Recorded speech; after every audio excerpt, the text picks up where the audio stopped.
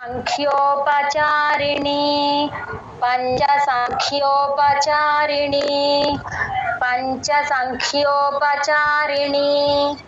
शाश्वती शाश्वतैश्वर्या शाश्वती शाश्वतैश्वर्या शाश्वती शाश्वतैश्वर्या शाश्वती शाश्वतैश्वर्या शर्मदा शम्भुमोहिनी शर्मदा शम्भुमोहिनी शर्मदा शम्भुमोहिनी शर्मदा शम्भुमोहिनी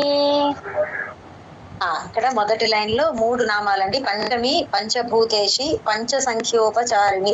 మంచి నామం ఇది. పంచసంఖ్యోపచారిణి అనేది 5 ఉపచారాల చేత పూజించబడేటటువంటి తల్లి అని. గంధము, పుష్పము, ధూపము, దీపము, నైవేద్యము. మామూలుగా కూడా అందుకే అమ్మవారికి మనం ఏదైనా 5 తాంబూలాలని లేకపోతే 5 పళ్ళని 5 రకాలుగా ఉపచారాలతో అమ్మవారికి పూజిస్తే అమ్మవారికి ప్రీతి అని. రెండవ నామం రెండవ లైన్ లో శాశ్వతి శాశ్వత ఐశ్వర్య శర్మద శంభు మోహిని 4. శర్మద అంటే భక్తులకి శాంతి సుఖము ప్రసాదించేటటువంటి తల్లి అని. పంచమీ పంచభూతేషి పంచసంఖ్యోపచారిణి పంచమీ పంచభూతేషి పంచసంఖ్యోపచారిణి పంచమీ పంచభూతేషి పంచసంఖ్యోపచారిణి పంచమీ పంచభూతేషి పంచసంఖ్యోపచారిణి శాశ్వతీ శాశ్వతైశ్వర్యా శర్మదా శంభుమోహిని. అందరూ మహాప్రాణాలు చూసుకోండి.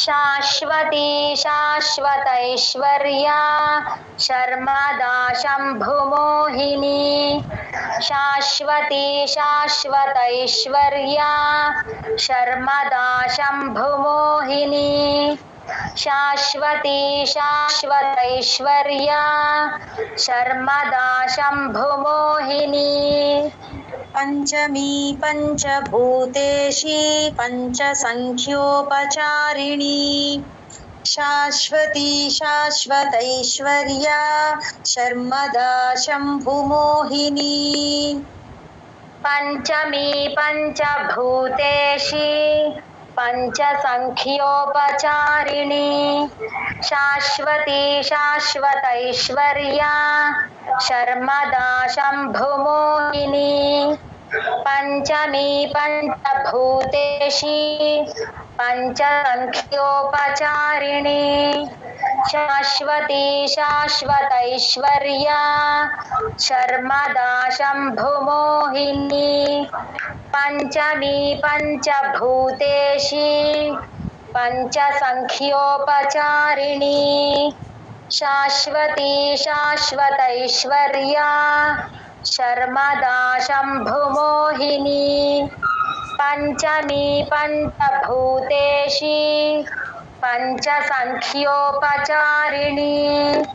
శాశ్వతీ శాశ్వతైశ్వర్యా శర్మదా శంభుమోహిని పంచమీ పంచభూతేషి పంచసంఖ్యోపచారిణి శాశ్వతీ శాశ్వతైశ్వర్యా శర్మదా శంభుమోహిని పంచమీ పంచభూతేషి పంచసంఖ్యోపచారిణి శాశ్వతీ శాశ్వతైశ్వర్యా శర్మదా శంభుమోహిని. జై గురుదత్త. ధరాధర సుతా ధన్యా ధరాధర సుతా ధన్యా ధరాధర సుతా ధన్యా ధరాధర సుతా ధన్యా ధర్మిణీ ధర్మవర్ధిని ధర్మిణీ ధర్మవర్ధిని ధర్మిణీ ధర్మవర్ధిని ధర్మిణీ ధర్మవర్ధిని లోకాతీతా గుణాతీతా లోకాతీతా గుణాతీతా లోకాతీతా గుణాతీతా లోకాతీతా గుణాతీతా సర్వాతీతా శమాత్మికా సర్వాతీతా శమాత్మికా సర్వాతీతా శమాత్మికా సర్వాతీతా శమాత్మికా ధరాధర సుతా ధన్యా ధర్మిణి ధర్మవర్ధిని. 5 నామాలండి ఇవి. ధరసుత ధన్య ధర్మిణి ధర్మవర్ధిని. ధరాధరసుతా ధన్యా ధర్మిణి ధర్మవర్ధిని ధరాధరసుతా ధన్యా ధర్మిణి ధర్మవర్ధిని ధరాధరసుతా ధన్యా ధర్మిణి ధర్మవర్ధిని లోకాతీతా గుణాతీతా సర్వాతీతా శమాత్మికా. 4 నామాలండి. లోకాతీతా గుణాతీతా సర్వాతీతా శమాత్మికా లోకాతీతా గుణాతీతా సర్వాతీతా శమాత్మికా లోకాతీతా గుణాతీతా సర్వాతీతా శమాత్మికా ధరాధర సుతా ధన్యా ధర్మిణి ధర్మవర్ధిని లోకాతీతా గుణాతీతా సర్వాతీతా శమాత్మికా ధరాధరసుతా ధన్యా ధర్మిణి ధర్మవర్ధిని లోకాతీతా గుణాతీతా సర్వాతీతా శమాత్మికా ధరాధరసుతా ధన్యా ధర్మిణి ధర్మవర్ధిని లోకాతీతా గుణాతీతా సర్వాతీతా శమాత్మికా ధరాధరసుతా ధన్యా ధర్మిణి ధర్మవర్ధిని లోకాతీతా గుణాతీతా సర్వాతీతా శమాత్మికా ధరాధరసుతా ధన్యా ధర్మిణి ధర్మవర్ధిని లోకాతీతా గుణాతీతా సర్వాతీతా శమాత్మికా ధరాధరసుతా ధన్యా ధర్మిణి ధర్మవర్ధిని లోకాతీతా గుణాతీతా సర్వాతీతా శమాత్మికా ధరాధరసుతా ధన్యా ధర్మిణి ధర్మవర్ధిని లోకాతీతా గుణాతీతా సర్వాతీతా శమాత్మికా ధరాధరసుతా ధన్యా ధర్మిణి ధర్మవర్ధిని లోకాతీతా గుణాతీతా సర్వాతీతా శమాత్మికా. జై గురుదత్త. బంధూక కుసుమ ప్రఖ్యా బంధూక కుసుమ ప్రఖ్యా బంధూక కుసుమ ప్రఖ్యా బంధూక కుసుమ ప్రఖ్యా బాలా లీలా వినోదిని బాలా లీలా వినోదిని బాలా లీలా వినోదిని బాలా లీలా వినోదిని సుమంగళి సుఖకరి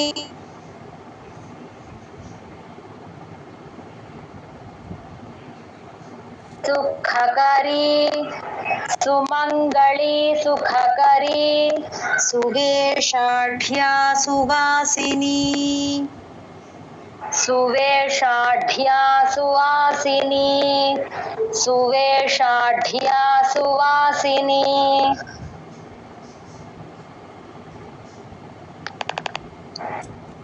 ఈ శ్లోకంలో మొదటి లైన్ లో 3 నామాలండి. బంధూక కుసుమ ప్రఖ్య, బంధూక పుష్పములు కాంతి ఎర్రని కాంతిట అటువంటి కాంతి గల తల్లి అని. బాలా స్వరూపము. లీలా వినోదిని అంటే ఈ బ్రహ్మాండాలని సృష్టించడమే అమ్మవారికి లీల. అటువంటి లీల యందు అమ్మవారికి వినోదంగా ఉంటుందిట. తర్వాత సుమంగళి, మంగళ స్వరూపము. సుఖకరి, సుఖమును కలిగించేటటువంటి తల్లి. సువేషాఢ్య సువాసిని, సువాసిని అంటే తెలుసు కదా, ఇప్పుడు కూడా జీవించి ఉన్నటువంటి భర్త కల తల్లి అని. సర్వకాల సర్వావస్థల్లోనూ. 4 నామాలు 2వ లైన్లో. బంధూక కుసుమ ప్రఖ్యా బాలా లీలా వినోదిని. బంధూక కుసుమ ప్రఖ్యా బాలా లీలా వినోదిని. బంధూక కుసుమ ప్రఖ్యా బాలా లీలా వినోదిని. బంధూక కుసుమ ప్రఖ్యా బాలా లీలా వినోదిని. సుమంగళి సుఖకరి సువేషాఢ్యా సువాసిని. సుమంగళి సుఖకరి సువేషాఢ్యా సువాసిని. సుమంగళి సుఖకరి సువేషాఢ్యా సువాసిని. సుమంగళి సుఖకరి సువేషాఢ్యా సువాసిని. బంధూక కుసుమ ప్రఖ్యా బాలా లీలా వినోదిని. సుమంగళి సుఖకరి సువేషాఢ్యా సువాసిని. బంధూక కుసుమ ప్రఖ్యా బాలా లీలా వినోదిని. సుమంగళి సుఖకరి సువేషాఢ్యా సువాసిని. బంధూక కుసుమ ప్రఖ్యా బాలా లీలా వినోదిని. సుమంగళి సుఖకరి సువేషాఢ్యా సువాసిని. బంధూక కుసుమ ప్రఖ్యా బాలా లీలా వినోదిని. సుమంగళి సుఖకరి సువేషాఢ్యా సువాసిని. బంధూక కుసుమ ప్రఖ్యా బాలా లీలా వినోదిని. సుమంగళి సుఖకరి సువేషాఢ్యా సువాసిని. బంధూక కుసుమ ప్రఖ్యా బాలా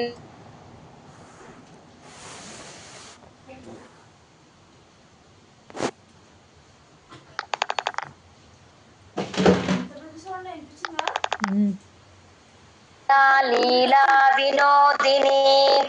సుమంగళి సుఖకరి సువేషాఢ్యా సువాసిని. బంధూక కుసుమ ప్రఖ్యా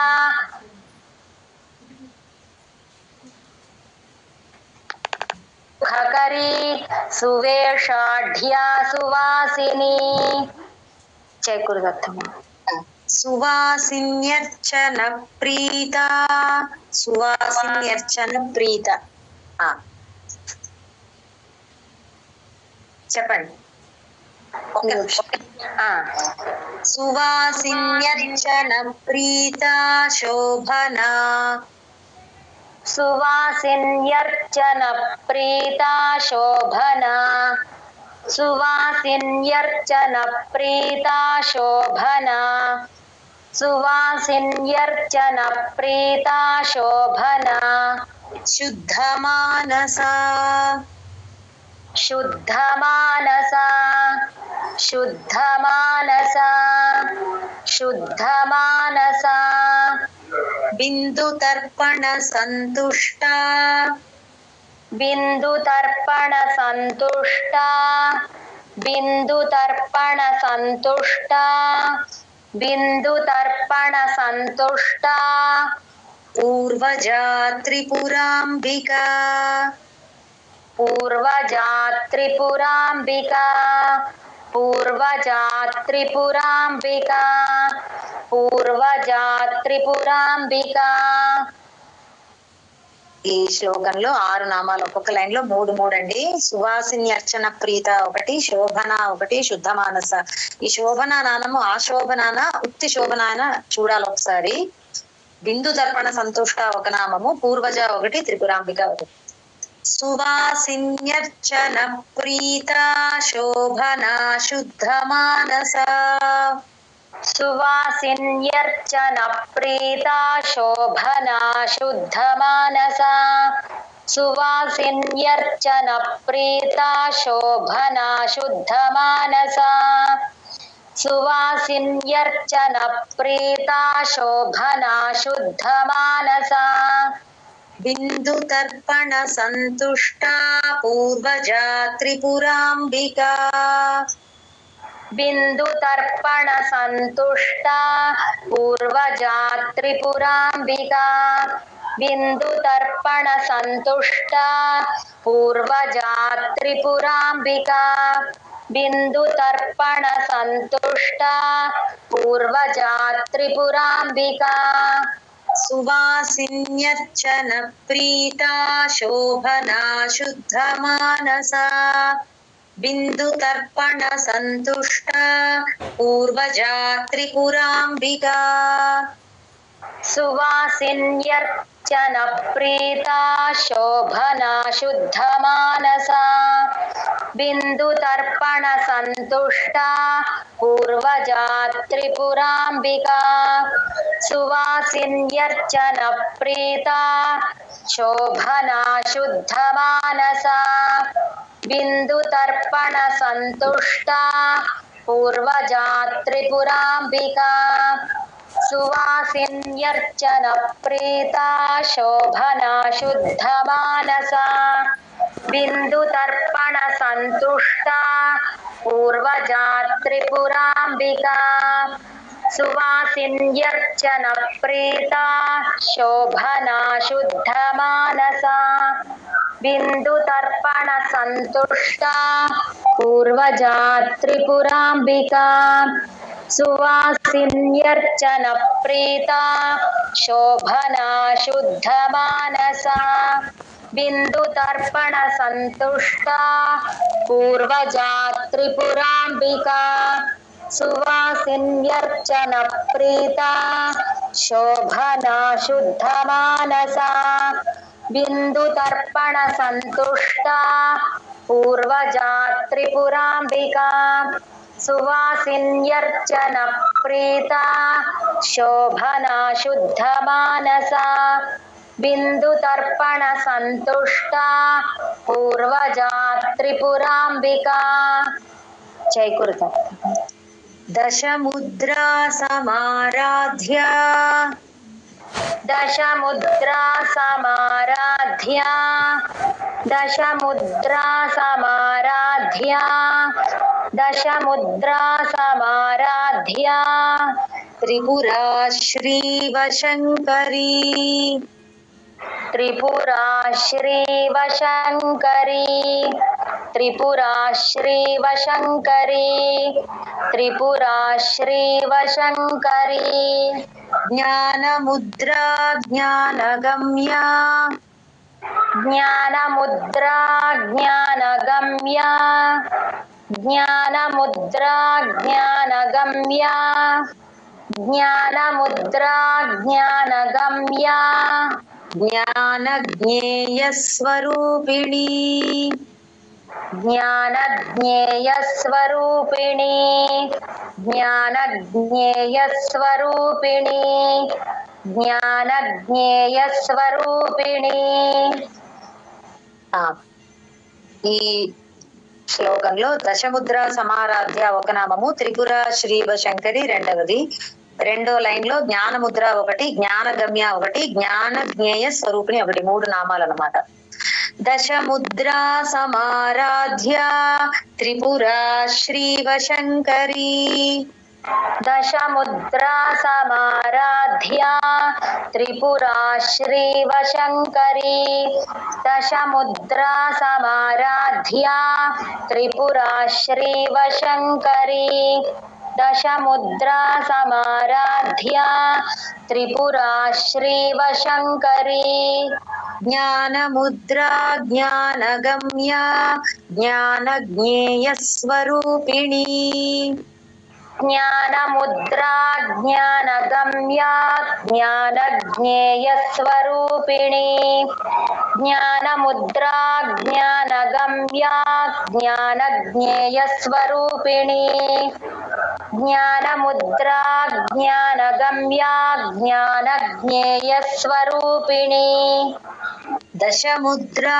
समाराध्या त्रिपुरा श्रीवशङ्करी ज्ञानमुद्रा ज्ञानगम्या ज्ञानज्ञेयस्वरूपिणी दशमुद्रा समाराध्या त्रिपुरा श्रीवशङ्करी ज्ञानमुद्रा ज्ञानगम्या ज्ञानज्ञेयस्वरूपिणी दशमुद्रा समाराध्या त्रिपुरा श्रीवशङ्करी ज्ञानमुद्रा ज्ञानगम्या ज्ञानज्ञेयस्वरूपिणी दशमुद्रा समाराध्या त्रिपुरा श्रीवशङ्करी ज्ञानमुद्रा ज्ञानगम्या ज्ञानज्ञेयस्वरूपिणी दशमुद्रा समाराध्या त्रिपुरा श्रीवशङ्करी ज्ञानमुद्रा ज्ञानगम्या ज्ञानज्ञेयस्वरूपिणी दशमुद्रा समाराध्या त्रिपुरा श्रीवशङ्करी ज्ञानमुद्रा ज्ञानगम्या ज्ञानज्ञेयस्वरूपिणी दशमुद्रा समाराध्या त्रिपुरा श्रीवशङ्करी ज्ञानमुद्रा ज्ञानगम्या ज्ञानज्ञेयस्वरूपिणी जय गुरु योनिमुद्रा त्रिखण्डेशी योनिमुद्रा त्रिखण्डेशी योनिमुद्रा त्रिखण्डेशी योनिमुद्रा त्रिखण्डेशी त्रिगुणाम्बा त्रिकोणगा त्रिगुणाम्बा त्रिकोणगा त्रिगुणाम्बा त्रिकोणगा त्रिगुणाम्बा त्रिकोणगा अनघाद्भुत चारित्र अनघाद्भुत चारित्र अनघाद्भुत चारित्र अनघाद्भुत चारित्र वाञ्छितार्थप्रदायिनी మహాప్రాణాలు చూసుకోండి వాంఛితార్థ वाञ्छितार्थप्रदायिनी वाञ्छितार्थप्रदायिनी वाञ्छितार्थप्रदायिनी ఈ శ్లోకంలో మొదటి లైన్ లో యోని ముద్ర ఒక నామము త్రిఖండేశి త్రిగుణ అంబ త్రిగుణ అంటే 3 గుణములు అంబ అంటే అమ్మ త్రికోణగా మొత్తం 5 నామాలు వచ్చాయండి మొదటి లైన్ లో రెండవ లైన్ లో అనఘ ఒక నామము అద్భుత చారిత్ర ఒక నామము వాంఛితార్థ ప్రదాయిని ఒక నామం 3 నామాలు రెండవ లైన్ లో योनि मुद्रा त्रिखंडेशी त्रिगुणांबा त्रिकोणगा योनि मुद्रा त्रिखंडेशी त्रिगुणांबा त्रिकोणगा योनि मुद्रा त्रिखंडेशी त्रिगुणांबा त्रिकोणगा योनि मुद्रा त्रिखंडेशी त्रिगुणांबा त्रिकोणगा अनघाद्भुत चारित्र वांछितार्थ प्रदायिनी अनघाद्भुत चारित्र वांछितार्थ प्रदायिनी अनघाद्भुत चारित्र वांछितार्थ प्रदायिनी अनघाद्भुत चारित्र वांछितार्थ प्रदायिनी योनि मुद्रा त्रिखंडेशी त्रिगुणांबा त्रिकोणगा अनघाद्भुत चारित्र वांछितार्थ प्रदायिनी योनि मुद्रा त्रिखंडेशी त्रिगुणांबा त्रिकोणगा అనఘాద్భుత చారిత్ర వాంఛితార్థ ప్రదాయిని యోని ముద్రా త్రిఖండేశి త్రిగుణాంబా త్రికోణగా అనఘాద్భుత చారిత్ర వాంఛితార్థ ప్రదాయిని యోని ముద్రా త్రిఖండేశి త్రిగుణాంబా త్రికోణగా అనఘాద్భుత చారిత్ర వాంఛితార్థ ప్రదాయిని యోని ముద్రా త్రిఖండేశి త్రిగుణాంబా త్రికోణగా అనఘాద్భుత చారిత్ర వాంఛితార్థ ప్రదాయిని యోని ముద్రా త్రిఖండేశి త్రిగుణాంబా త్రికోణగా అనఘాద్భుత చారిత్ర వాంఛితార్థ ప్రదాయిని యోని ముద్రా త్రిఖండేశి త్రిగుణాంబా త్రికోణగా అనఘాద్భుత చారిత్ర వాంఛితార్థ ప్రదాయిని. జై గురుదత్త. అభ్యాసాతిశయ జ్ఞాత అభ్యాసాతిశయ జ్ఞాత అభ్యాసాతిశయ జ్ఞాత అభ్యాసాతిశయ జ్ఞాత షడధ్వాతీత రూపిణి షడధ్వాతీత రూపిణి షడధ్వాతీత రూపిణి షడధ్వాతీత రూపిణి. ఒక్క నిమిషం అండి, ఒక్క నిమిషం వస్తాను. ఓకే. అవ్యాజ కరుణామూర్తి అవ్యాజ కరుణామూర్తి అవ్యాజ కరుణామూర్తి అవ్యాజ కరుణామూర్తి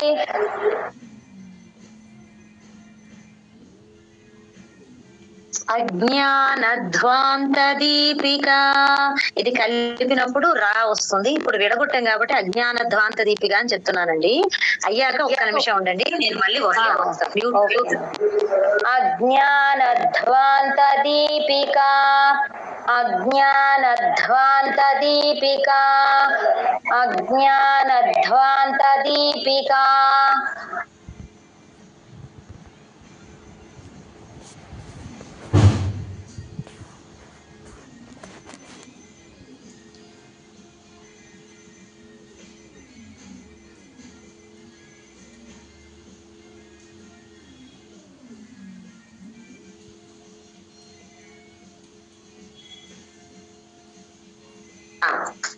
అభ్యాసాతిశయ జ్ఞాత షడధ్వాతీత రూపిణి.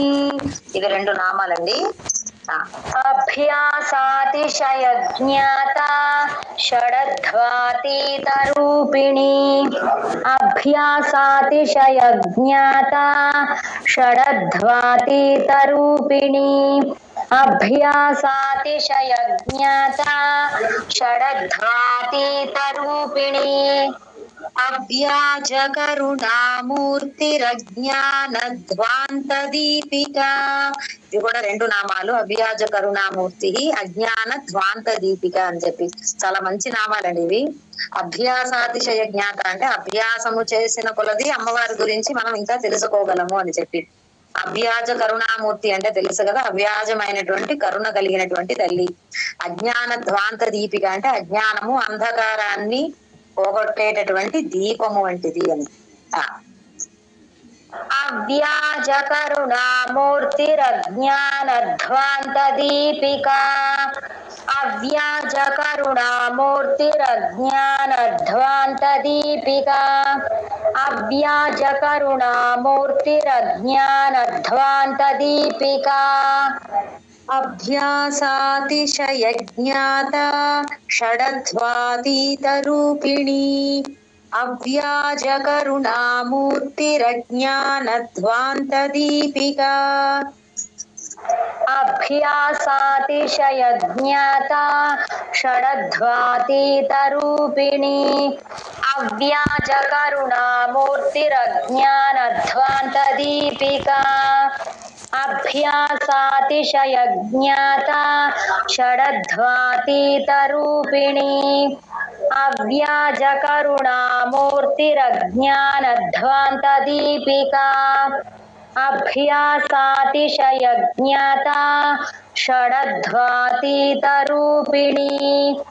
अव्याजकरुणामूर्तिरज्ञानध्वान्तदीपिका अभ्यासातिशयज्ञाता षडध्वातीतरूपिणी अव्याजकरुणामूर्तिरज्ञानध्वान्तदीपिका अभ्यासातिशयज्ञाता षडध्वातीतरूपिणी अव्याजकरुणामूर्तिरज्ञानध्वान्तदीपिका अभ्यासातिशयज्ञाता षडध्वातीतरूपिणी अव्याजकरुणामूर्तिरज्ञानध्वान्तदीपिका अभ्यासातिशयज्ञाता षडध्वातीतरूपिणी अव्याजकरुणामूर्तिरज्ञानध्वान्तदीपिका जय गुरुदत्त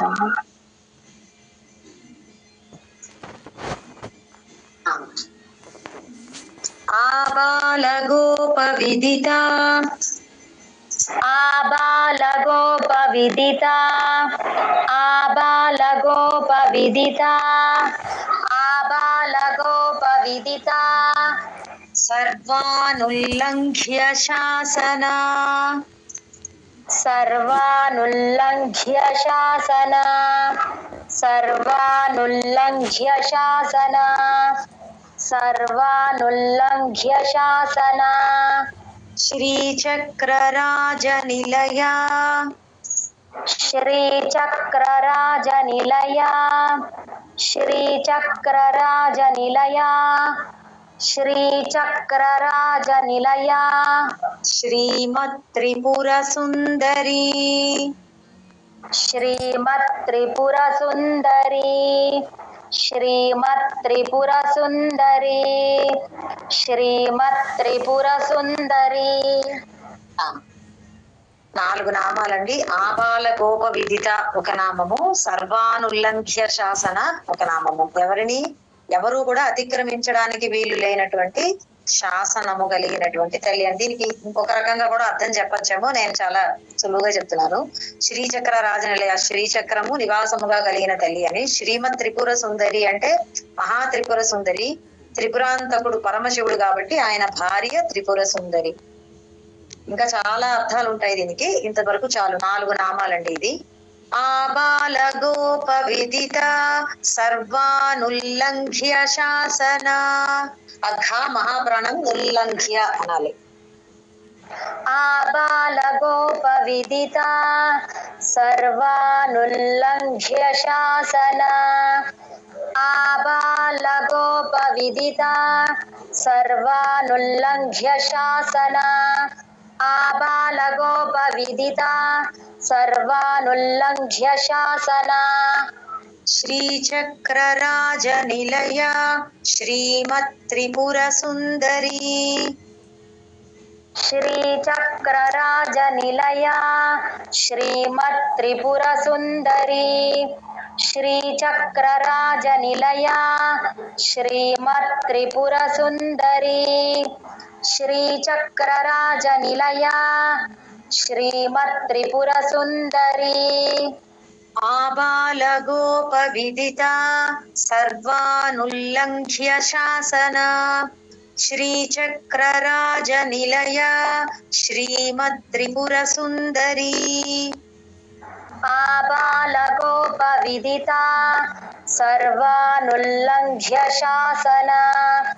శ్రీచక్రరాజనిలయ శ్రీమత్త్రిపుర సుందరి. ఆబాల గోప విదిత సర్వానుల్లంఘ్య శాసన. శ్రీచక్రరాజనిలయ శ్రీమత్త్రిపుర సుందరి. ఆబాల గోప విదిత సర్వానుల్లంఘ్య శాసన.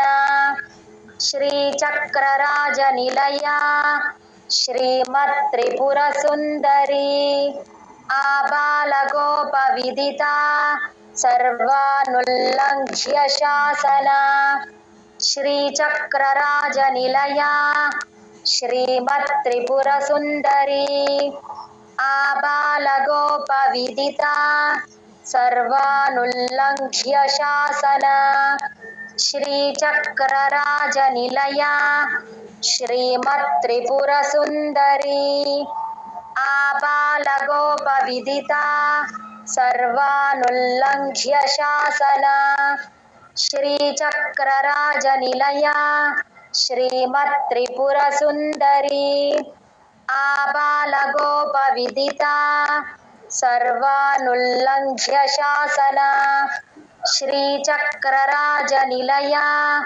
श्रीमत्त्रिपुरसुन्दरी। जय गुरुदत्त। श्री शिवा शिव शक्त्यैक्य रूपिणी शक्त्यैक्य యకారాలు రెండు చోట్ల ఉన్నాయి చూడండి.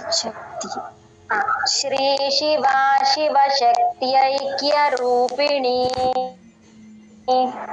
श्री शिवा शिव शक्त्यैक्य रूपिणी श्री शिवा शिव शक्त्यैक्य रूपिणी లలితాంబికా ललितांबिका ललितांबिका ललितांबिका। ఇక్కడతో సహస్రనామాలు పూర్తయ్యాయండి. శ్రీ శివ ఒక నామము, శివశక్తి ఐక్య రూపిణి ఒక నామము, లలితాంబిక లలితా నామము చేత ప్రసిద్ధమైనటువంటి అమ్మ అని లలితాంబిక. ఏవం శ్రీ లలితా దేవ్యా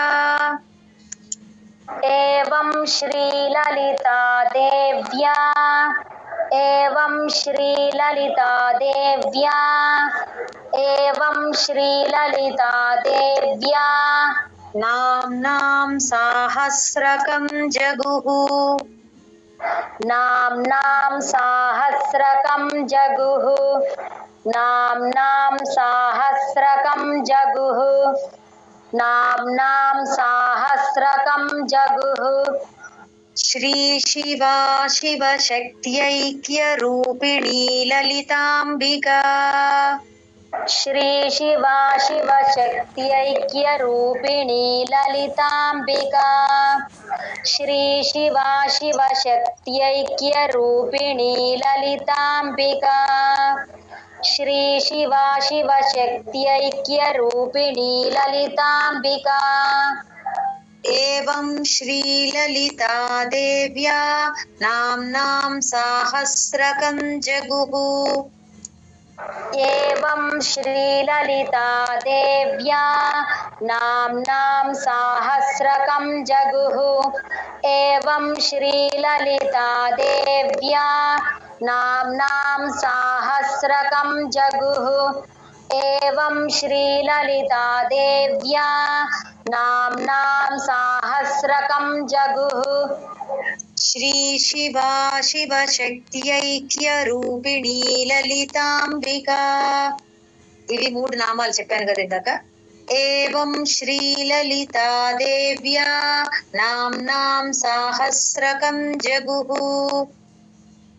श्री शिवा शिव शक्त्यैक्य रूपिणी ललितांबिका एवं श्रीललिता देव्या नाम्नां साहस्रकं जगुः श्री शिवा शिव शक्त्यैक्य रूपिणी ललितांबिका एवं श्रीललिता देव्या नाम्नां साहस्रकं जगुः श्री शिवा शिव शक्त्यैक्य रूपिणी ललितांबिका एवं श्रीललिता देव्या नाम्नां साहस्रकं जगुः श्री शिवा शिव शक्त्यैक्य रूपिणी ललितांबिका एवं श्रीललिता देव्या नाम्नां साहस्रकं जगुः श्री शिवा शिव शक्त्यैक्य रूपिणी ललितांबिका एवं श्रीललिता देव्या नाम्नां साहस्रकं जगुः श्री शिवा शिवशक्त्यैक्यरूपिणी ललिताम्बिका एवं श्रीललिता देव्या नाम्नां साहस्रकं जगुः श्री शिवा शिवशक्त्यैक्यरूपिणी ललिताम्बिका एवं श्रीललिता देव्या नाम्नां साहस्रकं जगुः। जय गुरुदेव। इति श्री ब्रह्मांड पुराणे उत्तरखंडे श्री हयग्रीवागस्त्य संवादे హయగ్రీవ అగస్త్య మహర్షి మధ్యన సంవాద రూపంగా ఈ లలితా సహస్రనామం వచ్చిందండి. అగస్త్య అన్నమాట క్లియర్ గా చెప్పాలి అని అక్కడ చెప్తున్నాను. శ్రీ లలితా రహస్య నామ సాహస్ర స్తోత్ర కథనం నామ ద్వితీయోధ్యాయః. ఒకసారి చెప్పండి. इति श्री ब्रह्मांड पुराणे उत्तरखंडे श्री हयग्रीवागस्त्य संवादे श्री ललिता रहस्य नाम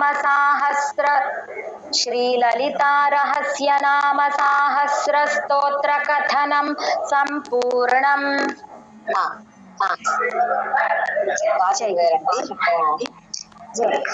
మ్యామ్ యోని నిలయగా అండి. విశ్వగ్రాస విద్రుమాభాన విశ్వగ్రాసను దక్షిణారాధ్య రెండు మ్యామ్.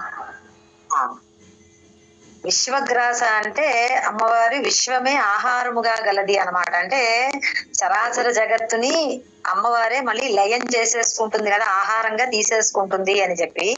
విద్రుమాభ అంటే అగైన్ పగడములాగా ఎర్రని కాంతి కలిగిన తల్లి అని. వైష్ణవి అంటే వైష్ణవీ దేవి రూపముగా అవతరించిన తల్లి. విష్ణు రూపిణి, విష్ణు రూపముగా జగత్తుని రక్షించేది అమ్మవారే. అయోనిహి యోని నిలయ, అమ్మవారికి పుట్టుక లేదు. యోని అంటే పుట్టుక లేనటువంటి తల్లి. అయోనిజ అని అలా పుడతారు, అయోనిహి అంటారనమాట. యోని నిలయ అంటే సమస్త సృష్టికి కూడా కారణము మూలము అమ్మవారే అని. కూటస్థ కులరూపిణి, మూల కారణ శక్తిని కూటస్థ అంటారు. కులస్వరూపిణి అది. ఇది 166 ఎన్ని నామాలు వచ్చాయి కదా, 4 ఫస్ట్ లైన్ లో, 2వ లైన్ లో అయోనిహి యోని నిలయ 2 నామాలు, కూటస్థ కులరూపిణి ఇంకొక 2 నామాలు. ఆ తర్వాత ఏమడిగారంటే దక్షిణారాధ్యాన. అవును మ్యామ్. దక్షిణ అంటే జ్ఞానము మరియు అజ్ఞానుల చేత కూడా ఆరాధించబడేటటువంటి తల్లి అని. దరస్మేర ముఖాంబుజ అంటే చిన్న చిరునవ్వుతో ఉన్నటువంటి ముఖ పద్మము కలిగిన తల్లి. కౌళిని కేవల ఒక నామము.